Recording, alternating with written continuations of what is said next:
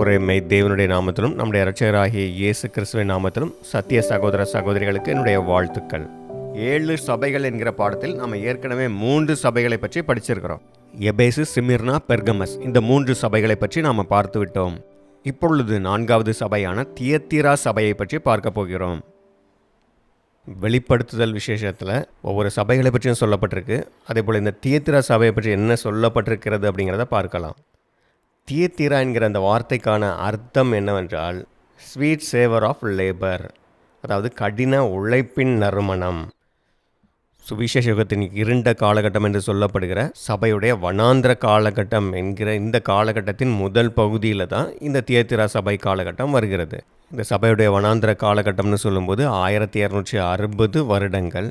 இதனுடைய ஆரம்ப பகுதி பெர்கம சபை காலகட்டத்திலே ஆரம்பிச்சிருது. பிறகு இந்த வனாந்திர காலகட்டத்தின் முதல் பெரும்பகுதி இந்த தியத்தீரா காலகட்டத்தில் தான் இருக்குது. இந்த தியத்தீரா சபை ஆரம்பிக்கிற காலகட்டத்தில் தான் பாப்பசி அதிகாரத்துக்கு வருது. அதாவது மத ரீதியாக மட்டுமல்லாமல் அரசாங்கத்திலும் தன்னுடைய அதிகாரத்தை செலுத்தக்கூடிய ஒரு காலகட்டம் இப்போ தான் ஆரம்பிக்குது.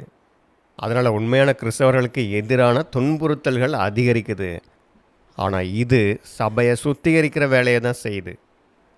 ஏன் அப்படின்னா, சும்மா கடமைக்கு வந்துட்டு போகிற கிறிஸ்தவர்கள் இருக்கிறாங்க இல்லையா, சோம்பேறிகளாக சத்தியத்தை படிக்க அதிக ஆர்வம் காட்டாதவங்களாக இருக்கிறவங்க, பேருக்கு கிறிஸ்தவங்களாக இருக்கிறாங்க இல்லையா, இப்படிப்பட்டவர்களை உண்மையான கிறிஸ்தவங்கிட்ட இருந்து பிரிக்கக்கூடிய வேலையை இந்த துன்புறுத்தல்கள், ஒடுக்கக்கூடிய காரியங்கள் செய்யுது.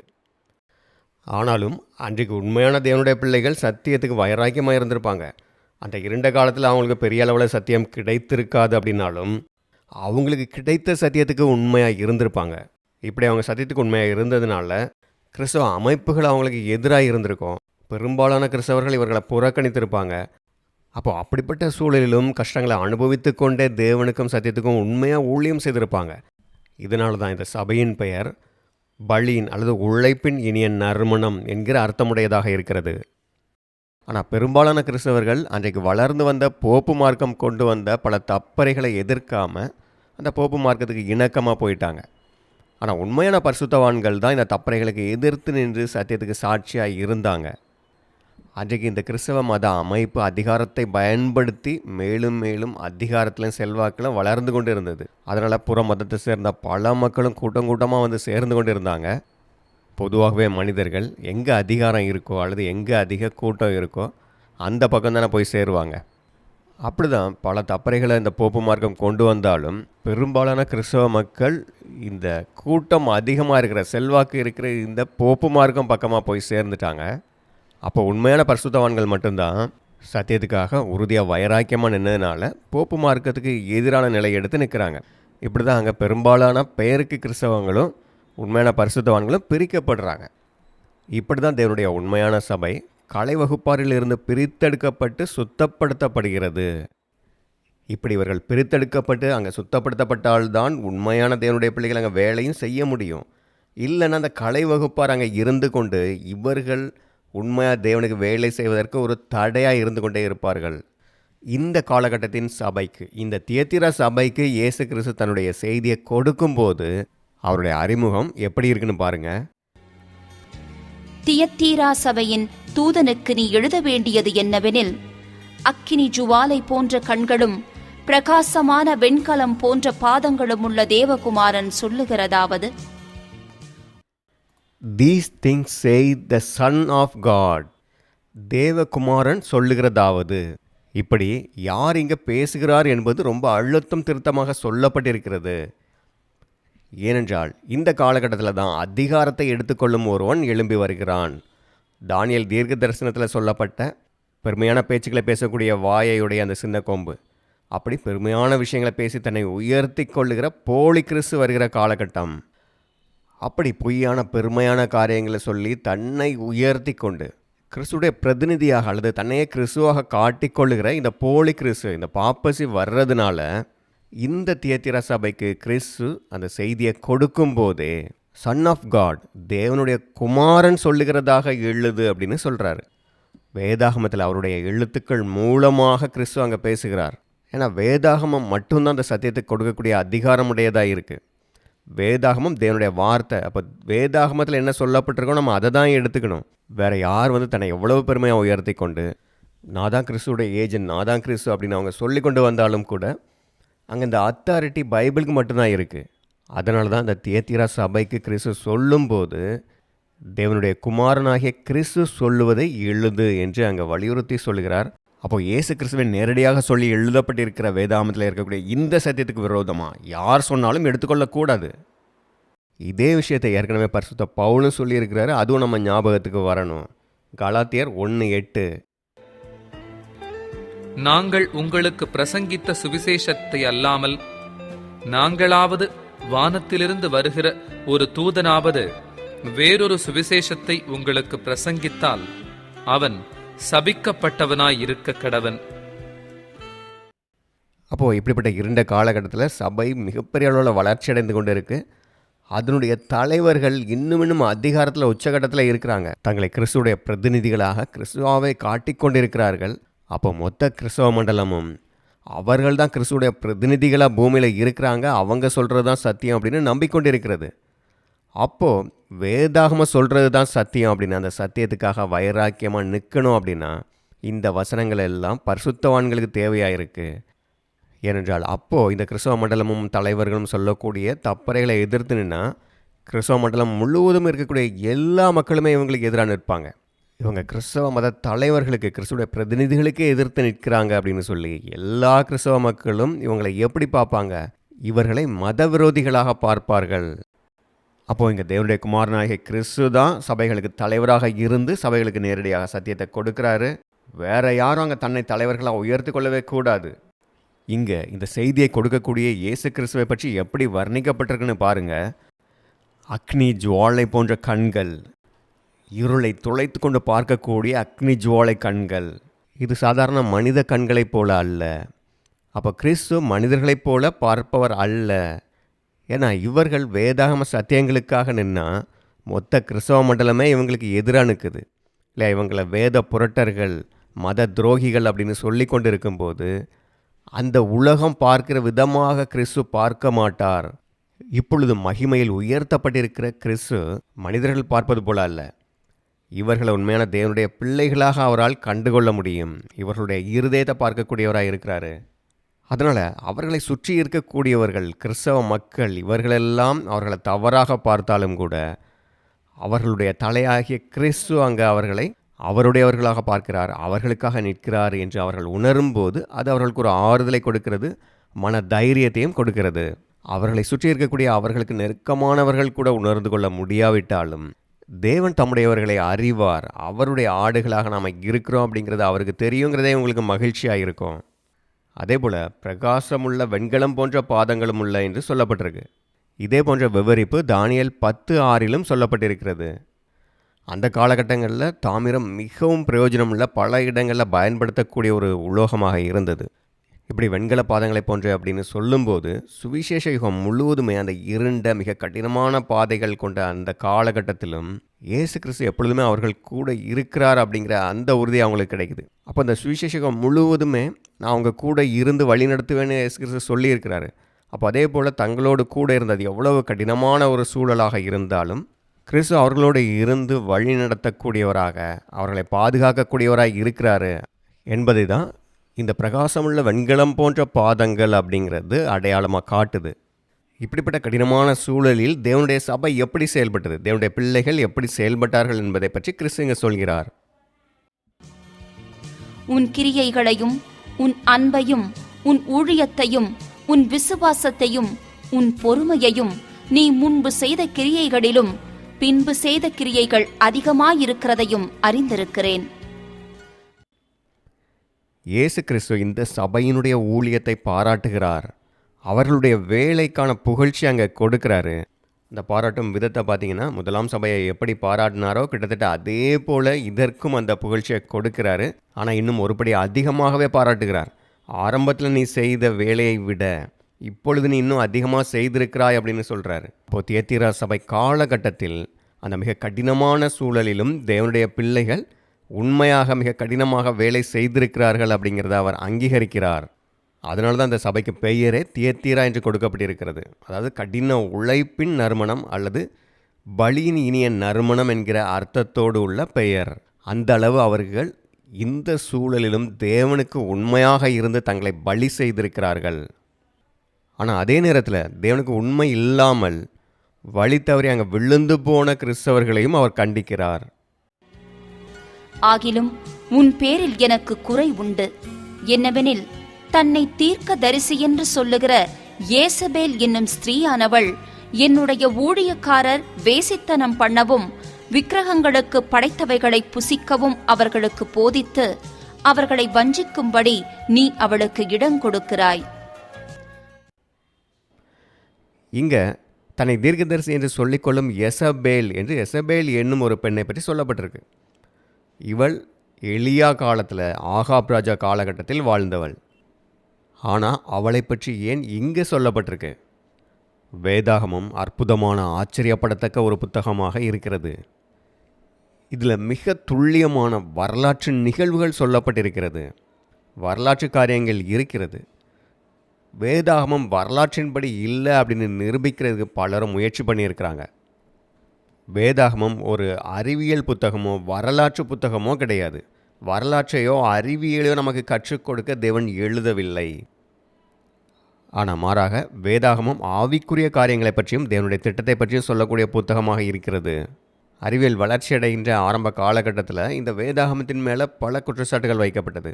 இது வரலாற்றின்படி சொல்லப்பட்ட காரியம் கிடையாது, அறிவியல் படி இல்லை, இப்படியெல்லாம் பல குற்றச்சாட்டுகளை வைத்தார்கள்.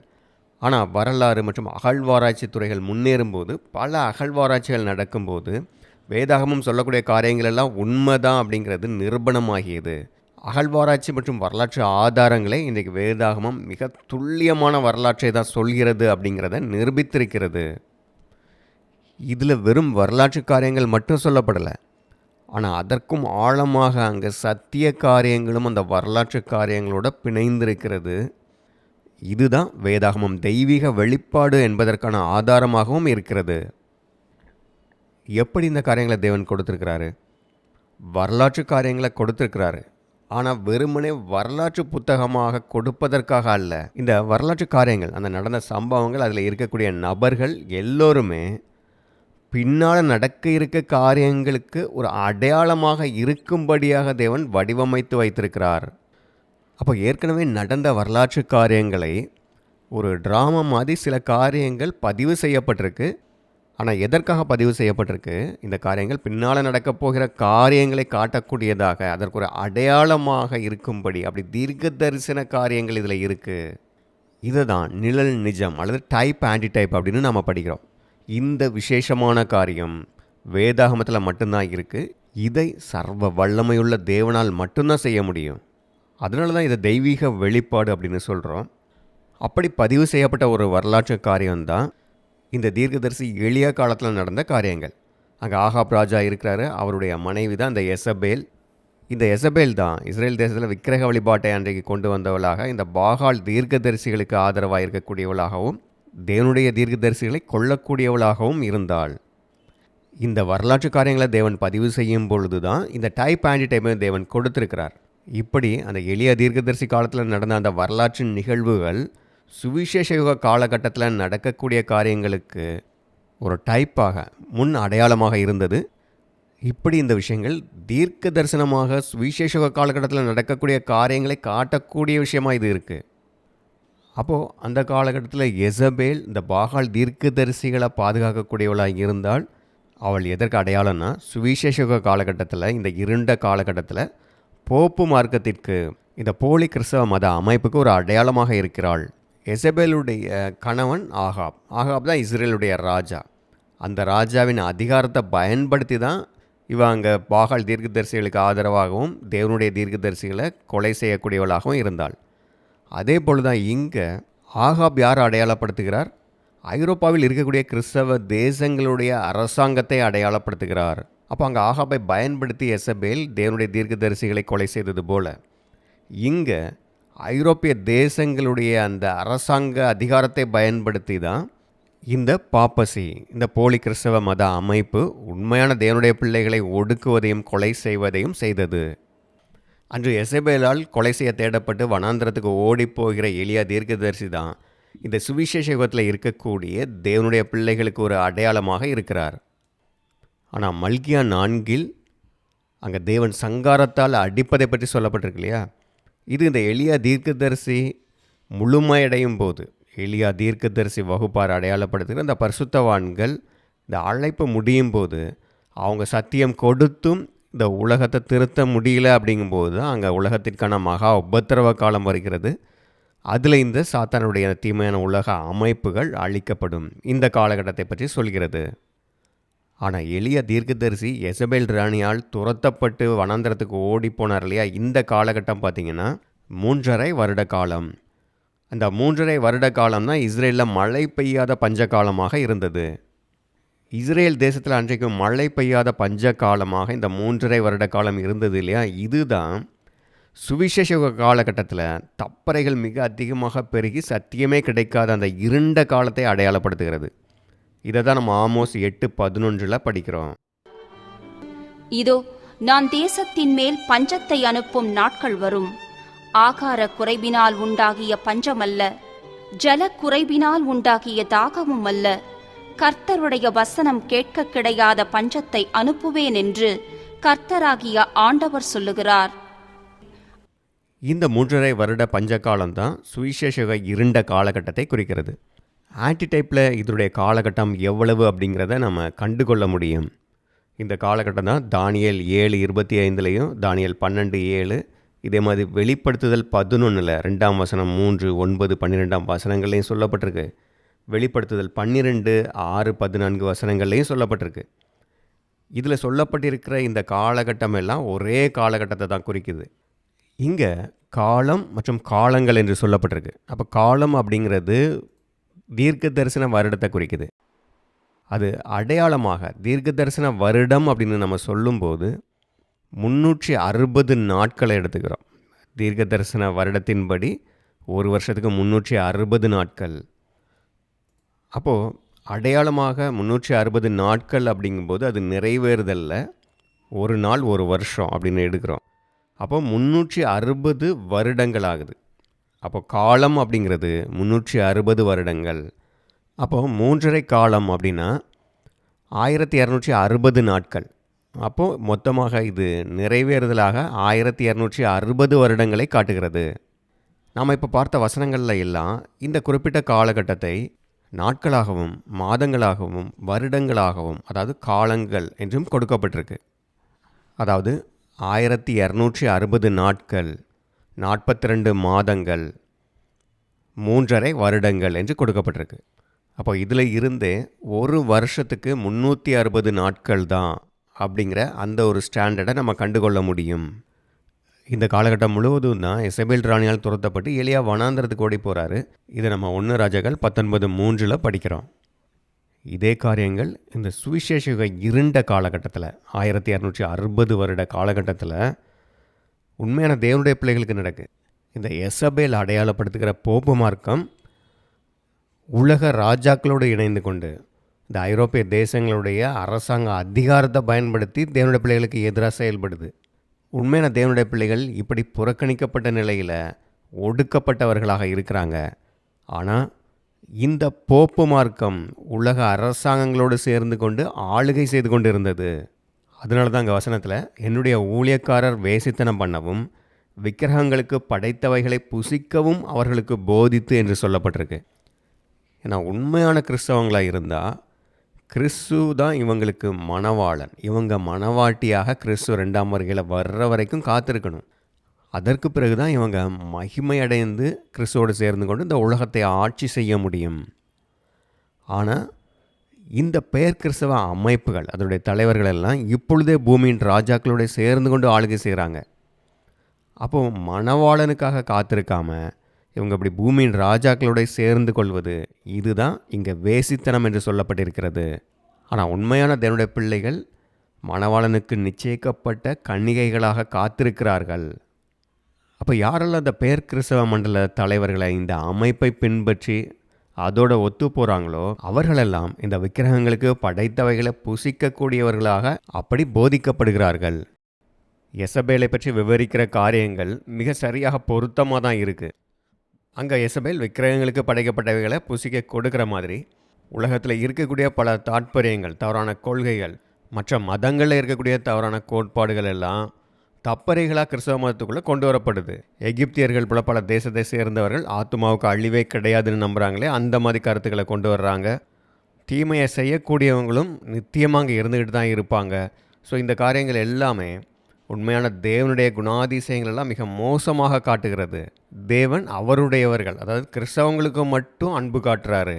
ஆனால் மற்ற மதத்தை சேர்ந்தவங்களெல்லாம் நரகத்தில் நித்திய வேதனையில் போட்டு வதைக்கிறாருன்னு சொல்கிறது, அதுவும் அவருடைய எதிரிகளுக்கு தான் அந்த தண்டனை அப்படின்னு கிடையாது. அவரை பற்றியே அறியாதவர்கள், கேள்விப்படாதவர்களுக்கும் கூட இந்த நித்திய நரக வேதனை தான் அப்படிங்கிற இந்த கோட்பாடுகள் எல்லாம் தேவனை மிக மோசமானவராக, குரூர குணம் கொண்டவராக காட்டுகிறது. இதனாலேயே கொஞ்சமாவது நீதியாக சிந்திக்கக்கூடிய கிறிஸ்தவர்கள் இந்த கிறிஸ்தவத்தை விட்டு விலகி போயிட்டாங்க, அல்லது கடவுளே இல்லைன்னு சொல்லிட்டு போயிட்டாங்க. இதற்கெல்லாம் காரணம் பாபிலோனிய குழப்பங்கள் தான். அதாவது கிறிஸ்தவ மண்டலம் கொண்டு வந்த தப்பறைகள் தான் காரணம். இந்த சபை அமைப்புகள் எல்லாமே வேதாகமத்தில் பெண்களாக காட்டப்பட்டிருக்கிறது. அப்போது இந்த ரோமன் கத்தோலிக்க தாய் சபை அமைப்பும் அதிலிருந்து பிரிந்து வந்த பல்வேறு புராட்டஸ்டன்ட் அமைப்புகள், இவைகளெல்லாம் அவளுடைய குமாரத்திகளாக காட்டப்பட்டிருக்கு. அந்த தாய் சபை எப்படி தப்பறைகளோடு ஒரு போலி கிறிஸ்தவ அமைப்பாக உருவாகி இருந்ததோ, அதே போல தான் இந்த மகள்களாக இருக்கக்கூடிய இந்த புராட்டஸ்டன்ட் சபை அமைப்புகளும் அதே போன்ற ஒரு போலி கிறிஸ்தவ அமைப்புகளை தான் உருவாக்குறாங்க. அந்த தாய் சபையில் என்னென்ன தப்பறைகள் இருந்ததோ கிட்டத்தட்ட அதே போன்ற தப்பறைகள், அந்த கொள்கைகளை இவங்களும் எடுத்துக்கிறாங்க. அப்போ முதலில் இது ஒரே சபை அமைப்பாக இருந்தாலும் பின்பு அதே கொள்கை கோட்பாடுகளில் இருந்து உருவான பல்வேறு கிளை அமைப்புகளாக பல சபை அமைப்புகளாக பிரிந்தாலும் இந்த தப்பறையான பல கோட்பாடுகளை இவங்க ஒரே மாதிரி தான் வைத்திருக்கிறாங்க என்பதால் இவர்கள் இந்த உண்மையான தேவனுடைய பிள்ளைகளை, ஆவிக்குரிய ஜியோன் வகுப்பாரை ஒடுக்கி கொண்டு தான் இருக்கிறார்கள். இப்படி இவர்கள் நிறைவேறுதலான எசபேல் ராணியால் வஞ்சிக்கப்படுகிறார்கள். இதனால தான் இயேசு கிறிஸ்து இந்த பெயர் கிறிஸ்தவ மண்டலத்தை இங்கே கடிந்து கொள்கிறார். அவள் மனம் திரும்பும்படியாய் அவளுக்கு தவணை கொடுத்தேன்.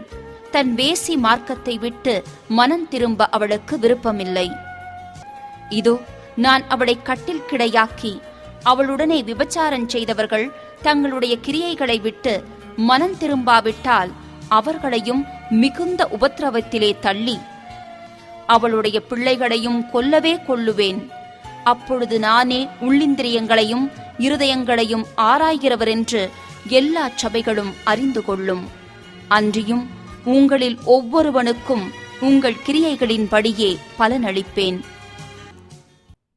இந்த பெயர் கிறிஸ்தவ சபை மனம் திரும்புவதற்கு தேவன் ஒரு தவணை கொடுத்தார்னு இருக்குது. இது ஒரு குறிப்பிட்ட காலகட்டம்னு நம்ம எடுத்துக்கலாம். ஏன்னா இங்கே டைம் என்று கொடுக்கப்பட்டிருக்கிறது. ஏன் டைம்னு நீங்கள் எடுத்துக்கலாம். ஏன்னா காலம்னு கொடுக்கும்போது நம்ம அதை ஒரு வருடம்னு எடுக்கிறோம் இல்லையா? காலமும் காலங்களும், அப்போ அதை 2 வருடம்னு எடுக்கிறோம், இதை 1 வருடம்னு எடுக்கிறோம். அதே போல் இங்கே காலம்னு கொடுக்கப்படும் போது அது 1 வருடம். அப்போ ஆன்டிடைப்பிக்கலாக பார்க்கும்போது 360 வருடங்களை கொண்ட காலகட்டம்.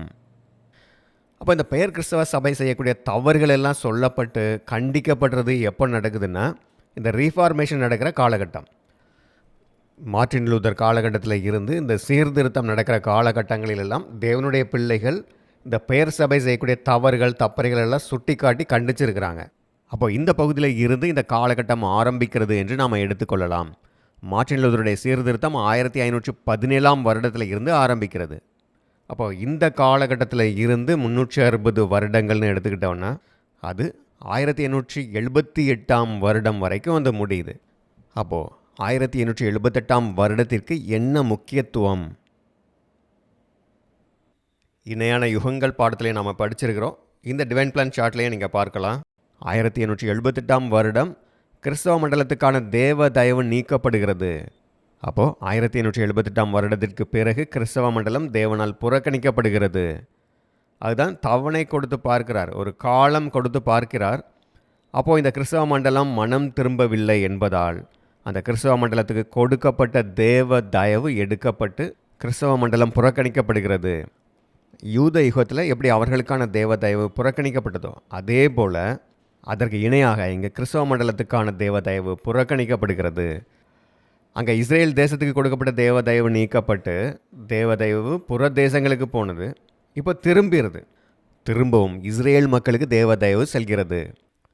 1878இல் கிறிஸ்தவ மண்டலம் தேவ தயவை இழந்து புறக்கணிக்கப்படுகிறது. அவர்கள் மனம் திரும்புவதற்கான ஒரு காலம் கொடுத்து அவர்கள் மனம் திரும்பவில்லை என்பதால் அங்கே புறக்கணிக்கப்படுகிறார்கள். எசபேலால் அடையாளப்படுத்தப்படுகிற இந்த போலி கிறிஸ்தவ அமைப்பு இருண்ட காலங்களில் உண்மையான தேவனுடைய பிள்ளைகளை கொலை செய்தார்கள் இல்லையா? அதனால கிறிஸ்து இங்கே அதற்கு நியாய தீர்ப்பு கொடுக்கும்படி அவளுடைய பிள்ளைகள் கொலை செய்யப்படும் அப்படிங்கிறது சொல்கிறாரு. கொல்லப்படுதல்னோடனே அப்படியே அங்கே மரணத்தை பற்றி சொல்லப்படலை, அடையாளமான மரணம் தான், ஸ்பிரிச்சுவல் டெத்தை பற்றி சொல்லப்பட்டிருக்கு. எசபேலுடைய 450 பாகால் தீர்க்கதரிசிகள் அங்கே எலியாவால் கொலை செய்யப்பட்டது போல இந்த போலி கிறிஸ்தவ அமைப்பின் தவறான போதகர்கள், தலைவர்கள், இவர்கள் சத்தியத்தால் வீழ்த்தப்படுகிறார்கள். இவர்களிடம் உண்மையான சத்தியமோ ஆவியோ இல்லை. அதனால் இவர்கள் ஆவிக்குரிய மரணத்தை அடைகிறார்கள். அவர்கள் அழைப்பை இழந்து போகிறார்கள். தேவன் இருதயங்களை ஆராய்ந்து பார்க்கிறவர். அதனால் அவங்க எவ்வளோ பெரிய சபைகளில் இருக்கலாம், பெரிய பெரிய ஊழியங்களை செய்திருக்கலாம், ஆனாலும் அவர்களிடம் தேவன் எதிர்பார்க்கிற அந்த குணாதிசயங்கள், மனத்தாழ்மை, சத்தியத்தின் மேலே இருக்கக்கூடிய வாஞ்சை, நீதியின் மேலே இருக்கக்கூடிய பசிதாகம், இதெல்லாம் இல்லை அப்படின்னா அவர்களால் தேவனிடமிருந்து பரிசுத்தாவியை பெற்றுக்கொள்ள முடியாது. பரிசுத்தாவி இல்லைங்கிறதுனால அவர்களுக்கு தேவனுடைய சத்தியங்கள் புரியாது, அவங்கள்ட்ட தேவனுடைய சத்தியம் இருக்காது, இவங்க தேவனுடைய ஊழியத்தை செய்யவும் முடியாது. அதனால் மனிதர்கள் மாய்மாலம் பண்ணி மனிதர்களை தான் ஏமாற்ற முடியும். கிறிஸ்து அவனவனுடைய கிரியைகளுக்கு தக்கதாக பதிலளிப்பார். உண்மையான தேவனுடைய பிள்ளைகளுக்கு அவருடைய பரிசுத்த ஆவியை கொடுத்து இந்த சத்தியங்களெல்லாம் வெளிப்படுத்துகிறார். அவங்களால இந்த சத்தியத்தை புரிந்து கொள்ள முடிகிறது. ஆனால் எசபேலுடைய தீர்க்கதரிசிகளாக இருக்கக்கூடியவர்களுக்கு, இந்த பேர் கிறிஸ்தவ சபையில் இருக்கக்கூடிய கிறிஸ்தவர்களுக்கு இந்த சத்தியங்கள் புரியவே இல்லை, அவங்களால புரிந்து கொள்ள முடியவில்லை. இந்த சத்தியத்தை நீங்கள் மற்றவங்களுக்கு சொல்லியிருந்தா நீங்களும் இதை உணர்ந்திருப்பீங்க. இந்த சத்தியம் எவ்வளவு தெளிவாக இருக்குது, எவ்வளவு எளிமையாக இருக்குது. ஆனால் அந்த சத்தியத்தை கொடுத்தா பலருக்கும் புரியவே இல்லை.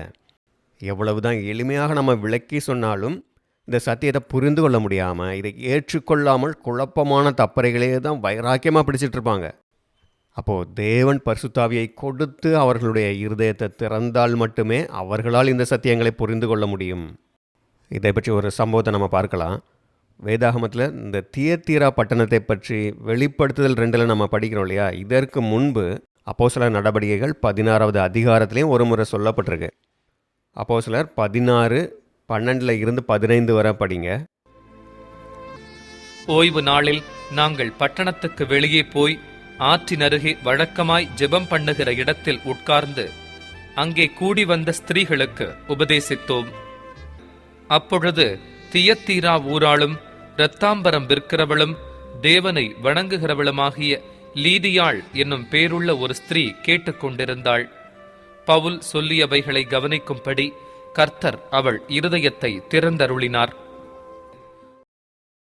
மக்கதோனியா நாட்டில் பிலிப்பு பட்டணத்தில் பரிசுத்த பவுலும் மற்ற சீஷர்களும் ஊழியம் செய்து கொண்டிருக்கும் போது பரிசுத்த பவுலுடைய பிரசங்கத்தை லீதியாள் என்னும் பெயருடைய பெண்மணி கேட்டுக்கொண்டிருக்கிறார்கள். நல்ல வசதியான வியாபாரம் செய்யக்கூடிய இந்த பெண்மணி தியத்தீரா ஊரை சேர்ந்தவர்கள். இந்த தியத்தீரா பல்வேறு வியாபாரங்களின் மையமாக செயல்பட்டிருக்கு. மற்ற எல்லா நகரங்களை விட இது பல்வேறு வியாபாரிகள் கூடக்கூடிய வியாபாரத்தில் செழிக்கும் நகரமாக இருந்திருக்கு. இந்த நகரத்திற்கான தனிச்சிறப்பு அப்படிங்கிறது துணிகளுக்கான சாயம் தயாரிப்பது. இந்த தொழிலில் இந்த நகரத்தை சேர்ந்தவர்கள் திறமையானவர்களாக இருந்திருக்கிறாங்க. குறிப்பாக அரச குடும்பத்தினர்கள் பயன்படுத்தக்கூடிய பர்பிள் கலர் டையை தயாரிக்கக்கூடிய ரகசியம் தெரிந்தவர்கள் இங்கே இருந்திருக்கிறாங்க. இவர்களும் அப்படிப்பட்ட ஒரு தொழிலை செய்யக்கூடியவர்கள் தான். அப்போ அப்போஸ்தலர் சொல்லுகிறத கவனிக்கும்படி கர்த்தர் அவள் இருதயத்தை திறந்தருளினார்னு இருக்கு. இதனால் அவர்கள் சத்தியத்தை ஏற்றுக்கொண்டு அப்போஸ்தலர்களை வீட்டுக்கு கூப்பிட்டு உபசரிக்கிறாங்க, ஞானஸ்நானம் எடுத்துக்கொள்கிறார்கள். இதனால் தியத்தீராவிலும் அந்த பகுதிகளிலும் ஊழியம் நடைபெறுவதற்கு உதவியாக இருந்திருப்பாங்க. அப்போ சத்தியத்துக்கு செவி சாய்க்கக்கூடிய இருதயமுடையவர்களாக இருப்பாங்க. அப்படிப்பட்ட இருதயம் உள்ளவர்களுக்கு இந்த சத்தியத்தை புரிந்து கொள்ளும் திறனை பரிசுத்தாவியின் மூலமாக கொடுப்பார். அப்போ தேவன் பரிசுத்தாவியை கொடுக்கவில்லை என்றால் யாராலும் இந்த சத்தியத்தை புரிந்து கொள்ள முடியாது. இதனால் பெயர் கிறிஸ்தவர்களுக்கு இந்த சத்தியத்தை புரிந்து கொள்ள முடியல, இதை ஏற்றுக்கொள்ளும் மனப்பக்குவமும் இல்லை. அப்போ இந்த சத்தியம் இல்லாமல் அவங்க தப்பறைகளின் குழப்பத்தில் இருக்கும்போது, அதை பற்றி நம்ம கேள்வி கேட்கும்போது அவர்களால் ஒரு தெளிவான விளக்கம் கொடுக்க முடியலை. அப்படிங்கிறதுனால இதெல்லாம் தேவனுடைய ஆழமான காரியங்கள், ஆழமான சத்தியங்கள், இதெல்லாம் புரிந்து கொள்ளவே முடியாதுன்னு சொல்லிடுறாங்க. இதை தான் இங்கே சாத்தானுடைய ஆழமான காரியங்கள் என்று சொல்லப்பட்டிருக்கு. ஏன்னா நாம் இந்த சத்தியத்தை கிறிஸ்தவங்கிட்ட போய் சொல்லும்போது அவங்க பெரும்பாலும் என்ன சொல்லுவாங்கன்னா, இதெல்லாம் புரிந்து கொள்ளவே முடியாது, இந்த சத்தியங்கள் அப்படிப்பட்ட ஒரு ரகசியமாக இருக்குன்னு சொல்லுவாங்க. வேதாகமம் மிக தெளிவாக சொல்லக்கூடிய அடிப்படையான சத்தியம், ஆரம்பமே இல்லாமல் இருக்கக்கூடிய ஒரே தேவன் யார், அவர் நமக்காக நம்ம மீட்கும் ஈடுகரையமாக அனுப்பிய அவருடைய ஒரே பேரான குமாரன் யார், சத்தியத்தின் மூலமாக இந்த இருவரை பற்றியும் நாம் மிகச்சரியாக அறிந்து கொள்வதுதான் ரட்சிப்பை அடைவதற்கான ஒரே வழி என்று வேதாகமத்தில் தெளிவாக சொல்லப்பட்டிருக்கு. இந்த சத்தியத்தை அவங்களால புரிந்து கொள்ள முடியாமல் திருத்துவம், திரியேகம் இந்த குழப்பங்களை தான் வைத்து கொண்டு இருக்கிறாங்க. அப்போ அவங்க ஒரே தேவன்னு சொல்லிக்கிட்டு பிதா, குமாரன், பர்சாவின் 3ஆக இருக்கிறார்கள் அப்படின்னு சொல்லுவாங்க. இல்லை 3 பேர்னு சொல்லிக்கிட்டே ஆனாலும் ஒரே தேவன் தான், ஒன்றாகவும் இருக்கிறாங்கன்னு சொல்லுவாங்க. இன்னும் சிலர் பழைய ஏற்பாட்டில் சொல்லப்பட்டிருக்கிற ஒரே தேவனாகிய யாவே தேவன் தான் இயேசு கிறிஸ்து, அவர் தான் இவர் அப்படி சொல்லுவாங்க. அப்போ கிறிஸ்து இங்கே பூமியில் வந்து பிதாவாகிய தேவனை நோக்கி ஜெபிக்கிறாரே, தன்னை மரணத்திலிருந்து ரட்சிக்கக்கூடியவரிடம் ஜெபிக்கிறாரே. அப்போ உங்கள் கடவுளே இங்கே மனிதராக வந்து மரித்து விட்டார் அப்படின்னா அங்கே யார், இந்த பிரபஞ்சத்தை இயக்கி கொண்டிருப்பது யார், இப்படிலாம் கேள்விகள் கேட்கும்போது அவர்களுக்கு தெளிவான பதிலை சொல்ல முடியவில்லை. அதனால் அவங்க இதெல்லாம் புரிந்து கொள்ள முடியாத ஆழமான சத்தியங்கள் அப்படின்னு சொல்லிடுவாங்க. தேவனுடைய திட்டத்தில் பல காரியங்கள் கண்கள் கண்டதில்லை, காதுகள் கேட்டதில்லை தான் அப்படி சொல்லப்பட்டிருக்கு. ஆனால் அடுத்த வரி படித்து பாருங்கள். ஆனால் தேவன் நமக்கு அதை அவருடைய பரிசுத்த ஆவியினால் வெளிப்படுத்தி இருக்கிறார் என்று சொல்லப்பட்டிருக்கு. தேவன் அவருடையவர்களுக்கு அவருடைய ரகசியங்களை வெளிப்படுத்துகிறார்னு படிக்கிறோம். அப்போது அவரை பற்றியும் அவருடைய திட்டங்களை பற்றியும் தேவன் சத்தியங்கள் மூலமாக நமக்கு வெளிப்படுத்தி கொண்டு தான் இருக்கிறார். பெயர் கிறிஸ்துவ மண்டலத்தில் வேதாகமத்தில் இல்லாத புறமதத்தில் இருக்கக்கூடிய பல குழப்பமான தப்பறைகள்லாம் இருக்குது. இதெல்லாம் பாப்பசியுடைய இருண்ட காலகட்டத்தில் வந்தது தான். இன்றைக்கு இவ்வளோ சத்தியங்கள் வந்த பிறகும் இன்றைக்கும் அதே தப்பறைகளில் இருக்கிறாங்கன்னா அவங்ககிட்ட பரிசுத்தாவி இல்லை. நித்திய வேதனை, நியாயத்தீர்ப்பு நாளில் தேவன் இந்த உலகத்தை எரித்து சாம்பலாக்கி விடுவார் என்று தேவனை ஒரு குரூரமானவராக காட்டுகிறார்கள். வேதாகமம் மிக தெளிவாக தேவனை மகா அன்புள்ளவராக, நீதி உள்ளவராக, ஞானமுள்ளவராக காட்டுகிறது. பல பெரிய தியாலஜிஸ்ட் இருக்கிறாங்க, பல்வேறு சமய கோட்பாடுகள் வைத்திருக்கிறாங்க. இந்த சமய கோட்பாடுகளில் டாக்டரேட் வாங்கியிருக்கோம் இப்படியெல்லாம் சொல்லிக்கொள்கிற இவர்களால் வேதாகமத்தில் தெளிவாக சொல்லப்பட்டிருக்கிற தேவனுடைய உன்னதமான குணாதிசயங்களை இவங்களால் சொல்ல முடியல. ஆனால் புறமதத்தில் இருக்கக்கூடிய குரூரமான தேவர்களைப் போல நம்முடைய தேவனை காட்டுவதால் தேவதூஷணம் செய்து கொண்டிருக்கிறார்கள். ஆனால் தியாலஜியில் பெரிய டாக்டரேட்லாம் படிக்காத ஒரு எளிமையான சகோதரர் கூட இன்றைக்கு வெளிப்படுத்தப்பட்ட தேவனுடைய திட்டத்தையும் அவருடைய சத்தியங்களையும் எளிதாக புரிந்து கொள்ள முடிகிறது. இதுதான் இயேசு கிறிஸ்து சொல்கிறார், தியத்திராவின் இந்த போதகத்தை பற்றி கொள்ளாமலும் சாத்தானுடைய ஆழங்கள் என்று அவர்கள் சொல்லுகிறார்களே அந்த ஆழங்களை அறிந்து கொள்ளாமலும் இருக்கிற மற்றவர்களாகிய உங்களுக்கு நான் சொல்லுகிறதாவது. அப்போ இப்படி குழப்பங்களை வைத்துக்கொண்டு ஆனால் இதெல்லாம் புரியாத ஆழமான காரியங்கள் அப்படின்னு சொல்லிக்கிட்டு பல பேருக்கு கிறிஸ்தவர்கள் அந்த தப்பறைகள்லையும் அந்த தப்பறைகள் இருக்கக்கூடிய அமைப்புகள்லையும் தான் ஒட்டிக்கிட்டு இருக்கிறாங்க. ஆனால் யாரெல்லாம் இந்த தப்பறைகளில் இருந்தும் இந்த தப்பறைகளை சொல்லக்கூடிய அமைப்புகளில் இருந்தும் வெளியே வர்றாங்களோ அவர்களுக்கு தான் விடிவெள்ளியின் நட்சத்திரத்தை கொடுப்பேன் அப்படின்னு சொல்கிறாரு. அப்போ இப்படிப்பட்ட அமைப்புகளில் இருந்து அதில் இருந்து கிடைக்கக்கூடிய ஆதரவு, நட்பு, ஆதாயங்கள் இதெல்லாம் உதறி தள்ளிட்டு யார் வெளியே வர்றாங்களோ அவர்களுக்கு தான் கிறிஸ்து வெளிப்படக்கூடிய சத்தியத்தை கொடுத்து வழி நடத்துகிறார். சுவிசேஷகம் முழுவதும் இப்படிப்பட்டவர்கள் தான் பரிசுத்தவான்களாக தகுதி பெறுகிறார்கள். இவர்களுக்கு தேவன் தேசங்கள் மேல் அதிகாரத்தை கொடுக்கிறார். ஜெயங்கொண்டு முடிவு பரியந்தம் என் கிரியைகளை கைக்கொள்ளுகிறவனெவனோ அவனுக்கு நான் என் பிதாவினிடத்தில் அதிகாரம் பெற்றது போல ஜாதிகள் மேல் அதிகாரம் கொடுப்பேன். அவன் இருப்புக்கோலால் அவர்களை ஆளுவான். அவர்கள் மண்பாண்டங்களைப் போல நொறுக்கப்படுவார்கள். இந்த போலி மத அமைப்புகள், உலக ராஜ்யங்கள் இவைகள் தான் சுவிசேஷகம் முழுவதும் பரிசுத்தவான்களை ஒடுக்கி கொண்டிருந்தது. இந்த பொய்யான சபை தங்களை கிறிஸ்துவின் ராஜ்யம் என்று அழைத்து கொண்டு போப்பு தான் கிறிஸ்துவின் பிரதிநிதின்னு சொல்லி ஆளுகை செய்து கொண்டிருந்தாங்க. இந்த தியத்திரா சபை காலகட்டத்தில் தான் இந்த பாப்பசி உச்சகட்ட அதிகாரத்தில் இருந்தது. அதனால் தங்களை எதிர்க்கிற, தங்களுக்கு எதிரான கருத்துக்களை கொண்டவர்களை எல்லாம் இருப்புக்கோளால் அடக்கி ஒடுக்கியது. அப்படி அரசாங்கத்துடைய அதிகாரத்தை பயன்படுத்தி இதெல்லாம் செய்து கொண்டிருந்தது. ஆனால் இயேசு கிறிஸ்து இந்த சபை காலகட்டத்தில் இருக்கக்கூடிய அந்த உண்மையான சபைக்கு அவர் சொல்கிறாரு, கிறிஸ்துவின் நாளில் கிறிஸ்து உங்களுக்கு தேசங்களுக்கு மேலான அந்த அதிகாரத்தை கொடுப்பார். அப்பொழுது இவர்கள் சாத்தானுடைய ராஜ்யங்கள், மத அமைப்புகளை எல்லாம் இருப்புக்கோளால் நொறுக்குவார்கள் அப்படிங்கிறத இங்கே மிகச்சரியாக பொருத்தமாக சொல்கிறார். இப்படி உண்மையான தேவனுடைய பிள்ளைகளுக்கு எப்பொழுதுமே கிறிஸ்து சத்தியத்தை வெளிப்படுத்தி அவர்களை உற்சாகப்படுத்தி அவர்களுக்கு ஆறுதலை கொடுத்து தொடர்ந்து அந்த கடினமான பாதையில் ஓடுவதற்கான எல்லா உதவிகளையும் செய்கிறார். இன்றைக்கு பரிசுத்தவான்கள் கிறிஸ்துவோடு இருந்து இந்த உலக ராஜ்யங்களை நொறுக்க ஆரம்பித்திருக்கிறார்கள்.